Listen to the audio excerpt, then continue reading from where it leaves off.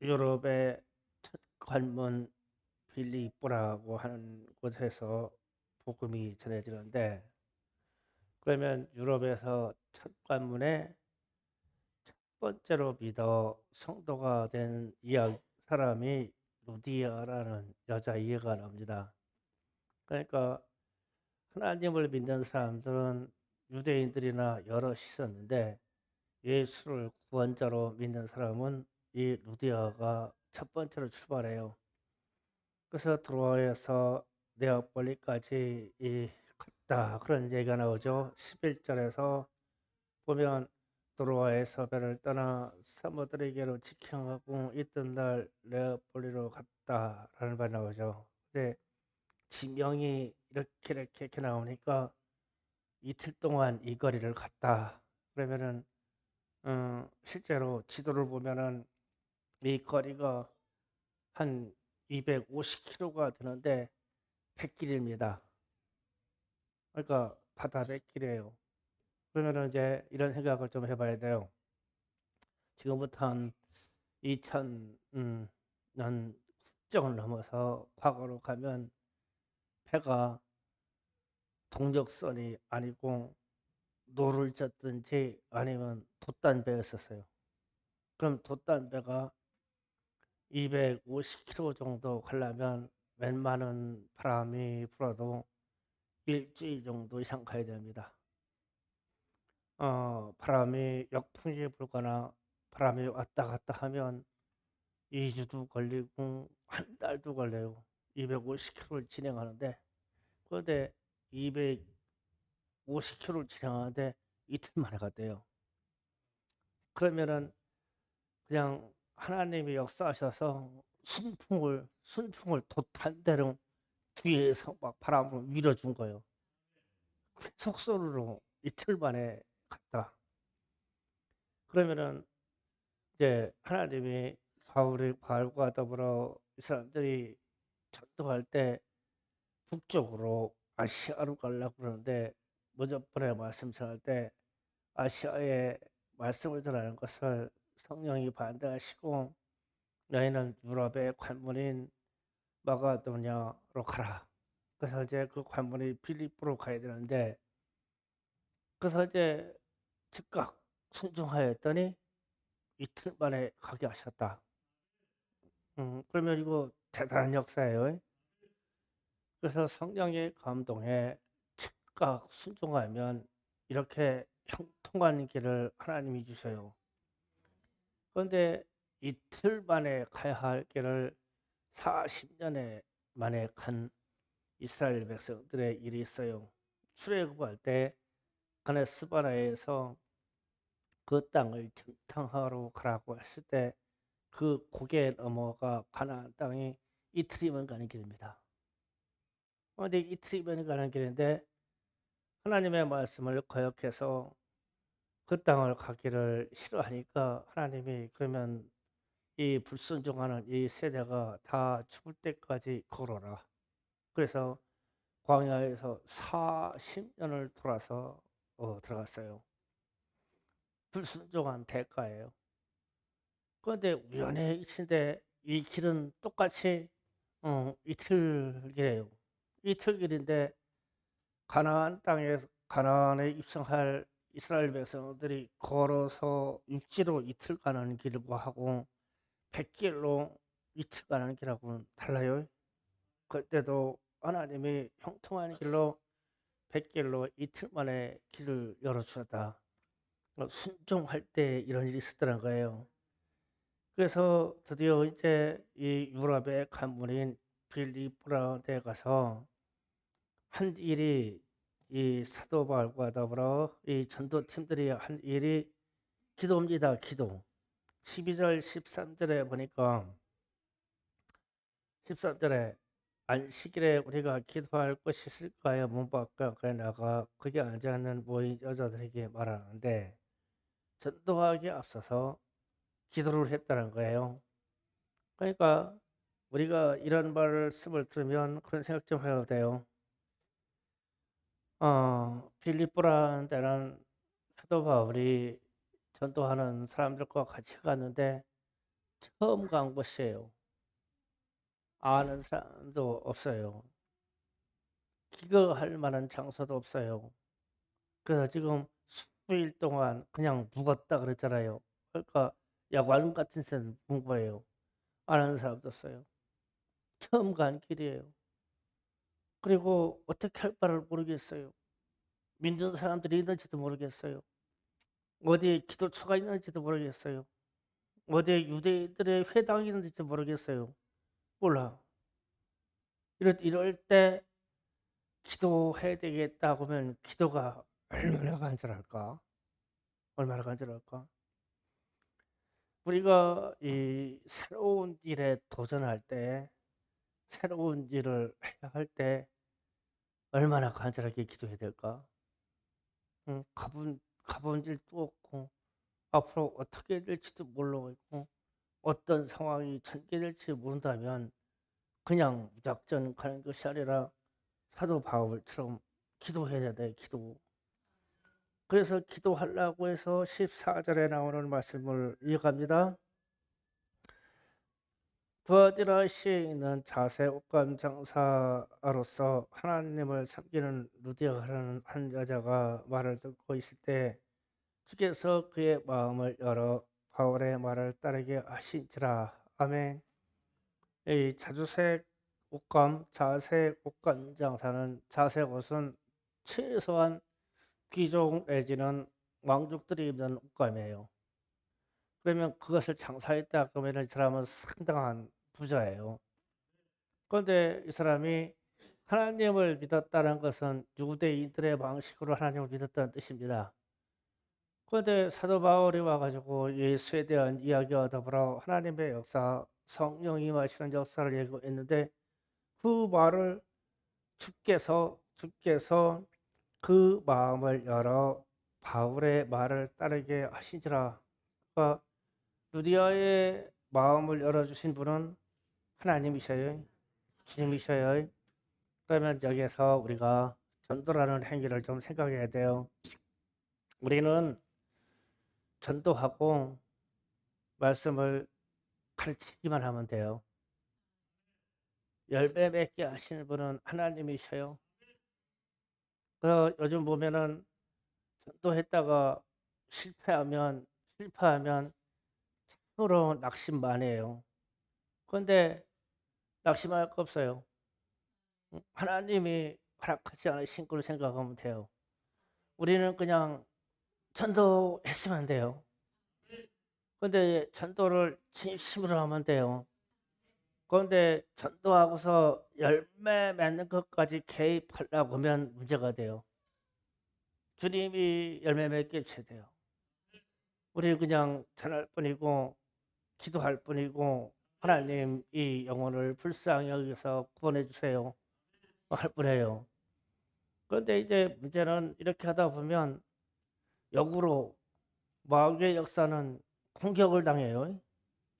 공격을 당합니다. 그러면 그것도 거기까지예요. 거기까지예요. 하나님이 역사하셔야 돼요. 그래서 오늘 말씀을 보니까 우연찮게 많은 여인들이 있었는데 여러분 예수를 믿어야 됩니다. 그리고 예수가 3일 만에 부활하셨습니다. 이 전도를 하면서 우리가 이 말씀을 전하기 위해서 기도의 처소가 필요한데 혹시 이 중에 기도의 처소를 운영하시는 분이 있습니까? 이 말을 했을 때 누디아라고 하는 사람이 기도 처소가 있던 게 아니라 자기 집이 있었어요. 자기 집이 있었는데 그 뒤로 보면은 15절에 그와 그 집이 다 세례를 받고 우리를 청하이르되 만일 나를 주 믿는 자로 알거든 내 집에 들어와 유하라 하고 강권하여 머물게 하니라. 아멘. 자, 여기에서 나를 주 믿는 자로 알거든. 이 말이 무슨 뜻을 갖고 있을까? 복음을 듣고 예수를 영접하고 위에 보니까 세례까지 받았대요. 그런데 세례까지 받은 사람이 지금 루디아는 상당히 부자입니다. 아마 내 집에 와서 유하라고 한 거 보니까 상당한 큰 저택을 가지고 있는 사람인 것 같아요.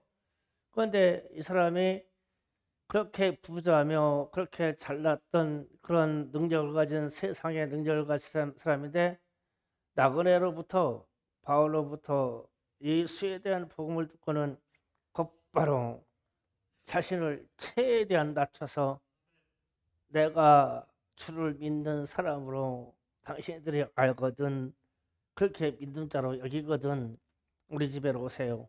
그런데 우리 집으로 와라. 그런데 강권에서 끌고 갔대요. 강권에서. 자, 이 부분 좀 생각해야 돼요.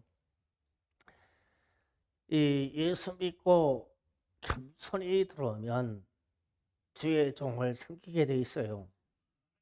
그래서 우리가 우리 교회의 특징대로 우리가 예수 믿었으면 하나님을 기쁘시게 이왕 믿는 거 하나님을 기쁘시게 하자. 이왕 믿는 거 주의 종을 기쁘시게 하자. 이왕에 믿는 거 부모님을 기쁘시게 하자. 우리 학생들 부모님을 기쁘시게 주의 종을 기쁘게 하나님을 기쁘시게 하자. 그런데 이 자세는 여기에서 나오는 루디아의 고백처럼 겸손해야 돼요. 내가 예수를 믿는 사람으로 알거든 우리 집에 오세요. 그래 강권에다 오셨대요.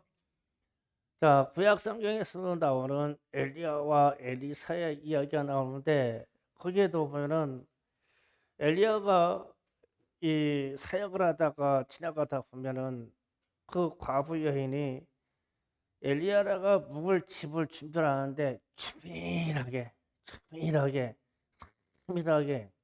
침상도 물병도 세밀하게 준비해놨다가 지나가면 뛰어나가서 붙잡고 내 집에 유하고 가세요. 쉬었다 가세요. 이런데 이런 자세가 보통 겸손 자세로는 이게 나오기 힘들어요. 오늘날은 주의 정도를 그렇게 자꾸 섬기라고 하면 또 내 얘기하는 것 같아서 마음대로요. 이 제 얘기 할게요. 그냥 제가 어제 이완석 집사님 둘째 딸 결혼식에서 갔어요. 갔는데 상당히 좀 스트레스가 왔던가 봐. 막 머리 아프기 시작해가지고 이제 겨우겨우 견디고서 축도까지 하고 나왔는데 그래서 이제 야 그래도 결혼식 맞춰서 감사하다 밤새 감사하다 그랬어. 그리고 나서 이제 새벽 예배 나와가지고 잠깐 기도를 하는데 우리 가족들이 사진 찍는 장면이 크게 사진 찍는 장면이 그렇게 이렇게 보여 화면으로 눈에. 그런데 우리 쪽 가족에 섰는데 내가 제일 연장자네.